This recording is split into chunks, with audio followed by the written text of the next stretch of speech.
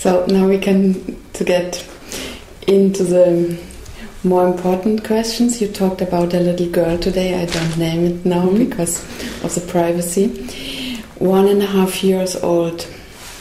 My very first question was, why gets a 1.5-year-old child cancer? For myself, I asked myself. So I would like your opinion about where it comes from. Does it come from the pregnancy? Does it come from a very hard or complicated birth, or insured in the very early childhood by the parents? So what is your experience about it? Well, concerning this particular case, and most of the very early cases in pediatrics, it is certain that there is genetic factors. That means the child is born with a tumor. It was certainly the fact in this diagnosis of the 18-month-year-old child with a brain tumor. So the other reasons that can come upon can be reasons that facilitate the emergence of the fact that cancer comes out on a child. That can be, of course, emotional. It can be all sorts of family history that comes out. But especially, I would think what happens during the pregnancy is always very important when a chronic disease like cancer occurs in very young children. Is it also your private way of thinking, or your philosophy, or is it more what you experience? It's what I experience, definitely. Yeah. All the very young children that I have looked after and who have had very early cancer is this, and it's my own experience, but it's confirmed by other people who practice pediatrics. Early cancer is 90% genetical born.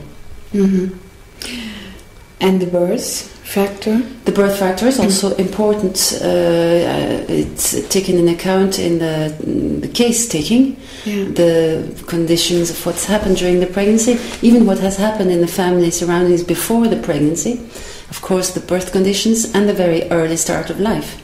When there's separation, dislocation, there was a case where the father had left the mother 2 months after the birth. That, of course, is taken in account in the case taking of the child. So I don't know if you said it today in your seminar, or if I would read it in one of your books. You said emotion can be very toxic. Yes, that is maybe a very strong word, toxic, but it means what it means. Would you please explain this a little bit further? Well, I think in cancer there's a lot of I think I was answering to the toxicity also of the whole of the process. Toxicity of the treatments that are proposed straight from the beginning. And of course maybe I'm putting that back to the fact that the only really important fact that can be found in the etiology of cancer, apart from genetic, is emotion. And emotion is all the emotional events that the child has lived, that the mother has lived, are really important from the homeopathic approach.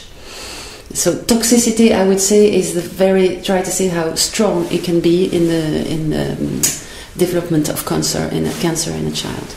I think it is separation, a father that leaves the mother 2 months after the birth. That's what I call toxicity. It's something very, very violent.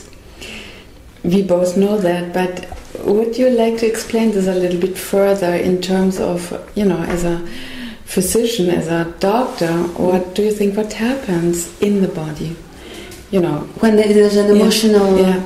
Well, that's what you have to analyze and understand what the type of emotion has occurred, and what exactly is the feeling that the child can have. For example, if you take the case of a separation, or a very hard grief of separation, what is the process in the mind of the child? It's interesting to know that for the phosphoric acid, the problem is the loss of communication. This is the deep meaning of the suffering of the separation. Loss of communication. It's one way to understand what has happened because of the separation. that's a good example to show you what is the process of the suffering of the child. But, case taking, or maybe if you do a child case taking and you get the story of the mother and she has, just for an example, a lack of her mother and some really grief and big hurts, and if you would give the right remedy from the periodic table, did you see successes even in the child? I mean, that the mother could, you know, it would be always in their life, it would be always part of the life, but could come over it and then help coming over it, the child? Of course, it happened, especially in acid situation. I have a few cases where, in fact, I treated first the child, and the mother came back and asked for treatment, and from the child prescription I had the mother's prescription.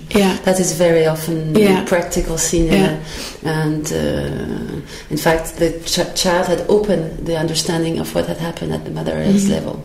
It's very frequent. And so are you positive if the parents have big griefs or lack in the early childhood, and you can understand the remedy, that these can be healed? I think it's very important. It's very important. But the first case I presented, I think the first remedy that was given to the child for his cancer was referring to the history of the life of the father, very early life of her father. So you see, it was applicated there in this case already. I treated the child from the etiology of the suffering of the father himself. Yeah.